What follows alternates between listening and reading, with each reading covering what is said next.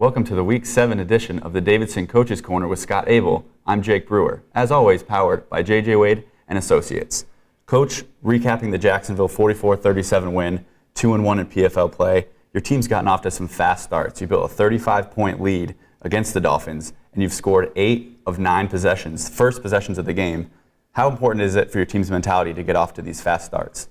Well, I think in any game, any situation, I think that probably the team that lands the first punch, the first blow, gains a decisive advantage, and that has really been a key for us on this stretch, this run as we started the season 5-1, that we have been able to get out in front and really put the pressure on the other team. Now, James Story was kind of the highlight of the offensive side with the 3 touchdowns. He has a powerful running style. How is that hard-nosed running style helping the run game out? Well, certainly, if you can get your downhill game going in our offense, everything else seems to follow.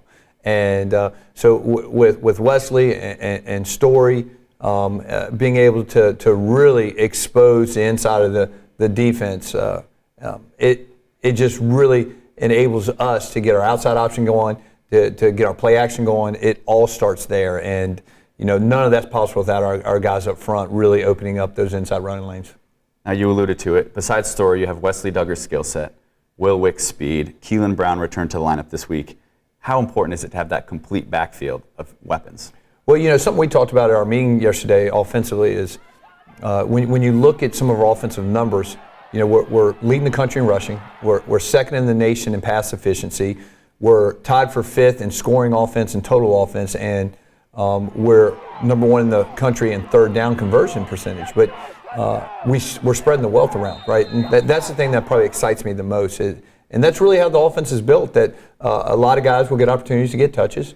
If our quarterbacks read the option game right, that they take what the defense gives us. So you're really not sure going into which game what it's going to look like. Against Valpo, Will Wicks had a historic day for himself, and our O-backs were kind of the big hitters this week. But let's not forget Tyler and how well Tyler's executing our offense. I mean, he really makes everything go because he's making a decision on really every run play, making those decisive at the line of scrimmage checks, and he's doing a phenomenal job for us. Defensively, you had some standouts. TJ Elliott was in here. He had 6 stops, the interception, the fumble recovery. Georgia Talowich, 2nd straight week with double-digit tackles. And Tony Collins.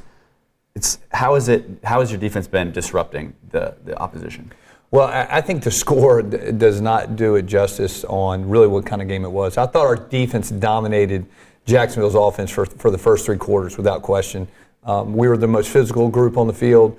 They flew to the football, getting 11 guys there every time. And I could not be more proud of what Coach Berlin, our defense staff, and those guys have been able to accomplish and grow. And I think the thing that gets overlooked, we had 7 first-year players, 7 freshmen, in the starting rotation Saturday that were a big contributing factor when you look at guys like Jalen and you look at Chi-Chi, right, and Jackson Sherrard, and you can keep going down the list, Cade Vila, Draylon Hines, right? These are all first-year players, and they're not playing along, most cases, not a lot of seniors. Corey Coppola's out there, he's a senior, and Clay's a senior, but there's a lot of sophomores running around out there like TJ and you mentioned. And so for such a young group to grow up and defend a very explosive Jacksonville offense the way we defend them, I'm very proud of their effort and what they were able to accomplish Saturday.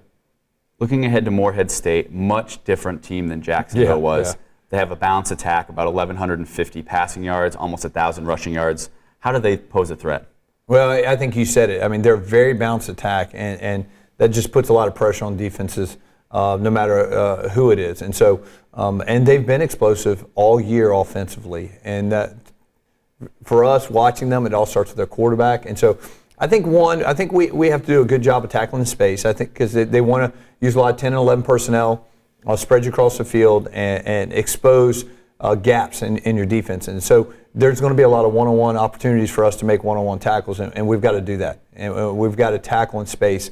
The second thing is we can't give up the big play, right? Offense like that really wants to make big plays, and they're trying to find those bubbles to make them. For us, we got to limit that, force them to have those long drives, and make them play the kind of game that we like to play, where we're going to drive the field and chew up the clock. And I think that will make them uncomfortable. And so that's easier said than done. But I know our defensive staff will have a great plan, and they'll be ready to go Saturday. A little different around here. Morehead State comes in. They hung tough with Butler in a loss. They played really well against San Diego last week. They're 0-2 in the PFL. You're 2-1. How do you keep your guys hungry? What are you telling them to keep them hungry and keep the momentum forward? Well, I would like to think at this point we don't have to say a lot. I mean, I think our guys, with the previous history and the program and how we're growing and excelling every day, I think they're hungry. I mean, I think winning breeds winning, and with every win we get more excited. Okay, and I think with every win I see it in their eyes. They get a little more hungry for what's next. I think the key is, and I told them this last night, is understanding where we are, how we got here. How did we get to 5-1? And I told them that there probably weren't many people in the room with us last night or anywhere in our Davidson football community that would said, hey, I'd take that 5-1 record and bet because that's where you'll be. I don't think many people gave us a shot to be there, and that's okay. I'm not judging anyone for that, right? So with that said, how did we get here? Well, we got here because we grew together as a team and as a brotherhood, and we were committed to our processes. And I think that's going to be a key as we move to the second half of this season now, because that process will change. We'll expect those first-year players, those freshmen, to play more like sophomores. We'll expect those sophomores to play more like juniors. Juniors play a little more like seniors, and the seniors that are running around to really be experienced playing like redshirt seniors. And that's going to be our expectation as we head into the back half of this season. All right, that will do it for us on the Week 7 edition of the Coach's Corner with Scott Abell, as always powered by J.J. Wade & Associates. Come out and see the Wildcats this weekend, Richardson Stadium, Saturday, 1 o'clock kick against Morehead State. Thanks for joining us.